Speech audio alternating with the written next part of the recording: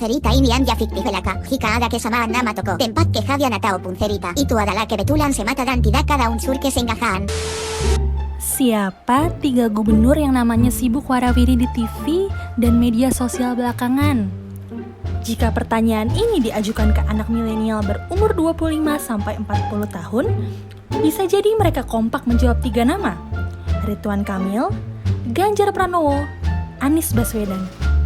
Tiga-tiganya memimpin Jawa, tiga-tiganya aktif bermedia sosial, mulai dari TikTok hingga Instagram. Tiga-tiganya juga susul-menyusul di survei berbagai lembaga. Demikian pula di survei terbaru yang dibikin Lembaga Indikator Politik Indonesia. Dalam survei pemuka opini yang mengangkat soal penanganan COVID-19, salah satunya mengindikasikan kepekaan kepala daerah dalam menghadapi krisis. Dari 304 responden di 20 daerah, Gubernur DKI Jakarta Anies Baswedan menduduki posisi tertinggi dalam menangani krisis pandemi dengan skor 72,9 dari 100. Posisi kedua ditempati oleh Gubernur Jawa Barat Ridwan Kamil dengan skor 72,1. Sementara Gubernur Jawa Tengah Ganjar Pranowo menempati posisi ketiga dengan skor 72,0.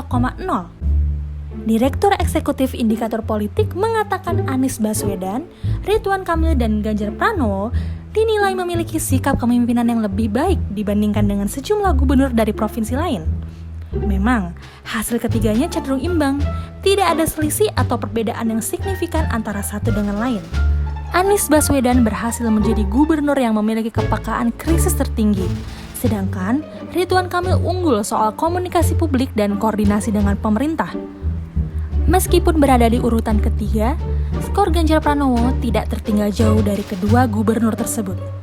Sebenarnya, 3 gubernur media daring itu sudah menjadi buah bibir sejak beberapa tahun terakhir. Dari pengamatan mata-mata politik, mereka kompak mencitrakan diri sebagai gubernur terbaik, gubernur paling dekat dengan milenial. Caranya pun hampir seragam. Misalnya, dengan ikut membuat konten di platform TikTok. Meski pengamat politik menganggap aksi itu tak lebih dari akrobat yang syarat pencitraan, tapi toh berkat itu, nama mereka makin mendapat hati di kalangan milenial. Setelah fenomena TikTok, lagi-lagi ketiganya tampil di publik dengan bersepeda.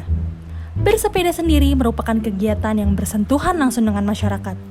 Apalagi, semenjak pandemi bersepeda menjadi olahraga yang digemari dan menjadi tren di lapisan masyarakat. Terlepas dari pencitraan atau apapun, kita harus menilai secara objektif dan mengakui kalau gubernur-gubernur ini memang aktif dan menunjukkan kinerja baik perihal kebijakan, daya tanggap, koordinasi, dan komunikasi kepada masyarakat dibanding daerah lain.